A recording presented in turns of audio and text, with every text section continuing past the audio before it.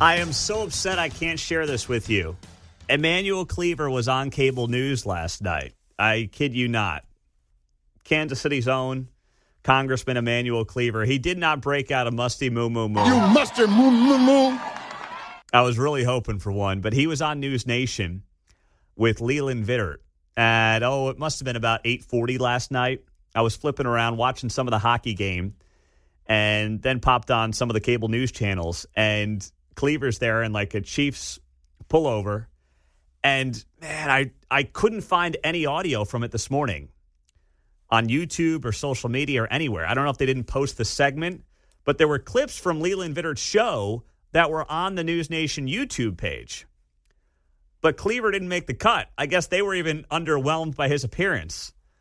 But, man, there was some gems on there. It was not the musty moo moo moo, but needless to say, there was a lot of talking out of both sides of the mouth with Emanuel Cleaver. So Emanuel Cleaver did put out a statement yesterday after about 100 IRS employees in the Kansas City area were let go yesterday as part of the federal workforce cuts that are ongoing this week. And Emanuel Cleaver called these layoffs reckless. He said, quote, "This shockingly short-sighted decision to let hundreds of committed public servants go will not only leave these patriotic Americans hanging out to dry, but it will undermine essential services that Missourians rely on in the middle of tax season, while creating a cascading negative impact on our region's economy." Stop right there. No, it won't. No, it won't. There are about 30,000 government employees in the Kansas City area. If there are, give or take, 1,000 workers who are impacted when all is said and done, and we don't know what that final number is going to be, right? It was 100 yesterday. Maybe it ends up being about 1,000. We'll see. That's a third, 3% of the workforce. Many of those will find work in the private sector. Some may not, but the good ones will. But even if that number ends up being 1,000, and I'm not convinced that it will be, even Woke 41 writes here in its story that they had to update it, saying that union officials say reports that as many as 1,000 workers were terminated Thursday were not correct, though an exact figure remains unknown. The figure appears to be, for now, between 60 and 100. Big freaking to-do of nothing. I mean, who cares? I feel bad for someone who lost their job, but my gosh, this was the top story in Kansas City media last night. Because it's about the politics of it. Remember when there were like 400 workers let go from the Clay Como Ford plant back in 23? Yeah, that was like a news story, but my goodness, they didn't treat it like this. They didn't treat it like the Kansas City economy is about to fall off the edge of the earth because 100 employees got let go from the IRS. And Emanuel Cleaver, first off, what makes them patriotic Americans? Because they have a government job? It's like, bro, I'm paying their salary. You're paying their salary. And I hope that many of them are, good citizens who want to do right by their nation, but being a government employee does not make you patriotic. I'm sorry. That's absurd. It's a ridiculous assertion to make about somebody that working for the government makes them patriotic. Now, there are a lot of good people that work for the government, just like there's a lot of good people that work anywhere and everywhere, every single day, and they show up and they do their jobs. And are there hardworking people who showed up and got laid off? Yeah, there are. Stuff happens. All right, I hope that they can find another job quickly. I hope that they can be a productive member of the workforce in some other company. But there's nothing patriotic. You know what's patriotic? Serving the military. That's a patriotic job for the government. Being a Kansas City cop is a patriotic job.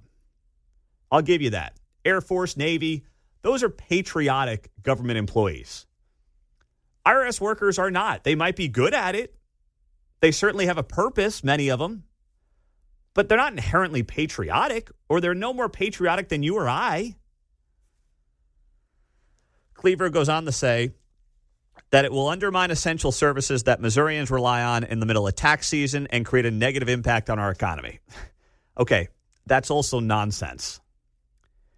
If Kansas City can stand on its own 2 feet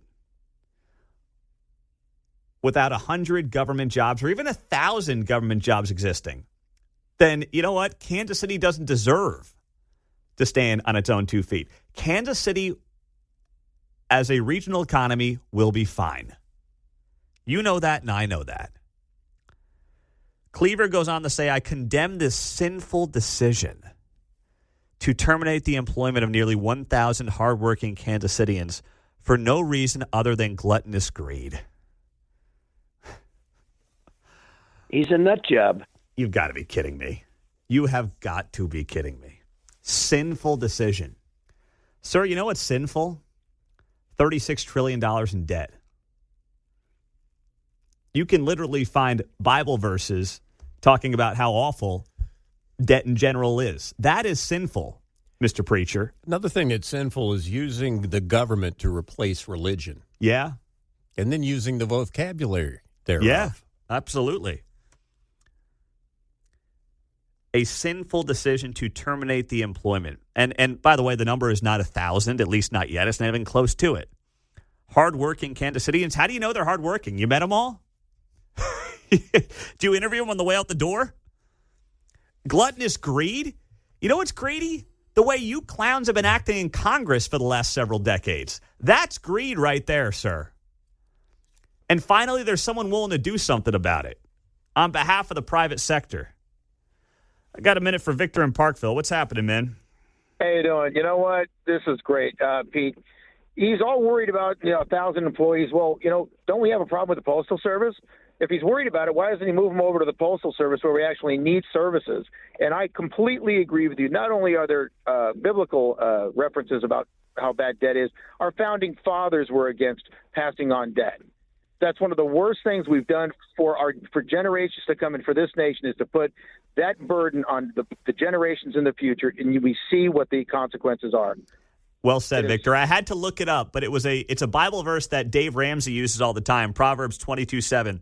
The rich rule over the poor, and the borrower is the slave to the lender. That's the United States right now. Absolutely. And guess who our lenders are? It's certain, never mind. It's just frustrating. These people are ridiculous. And I agree with you. Gluttony, how about you guys retire out of freaking Congress and let somebody else go to work? Well said, Victor. Thank you, buddy. Yeah, that's exactly right.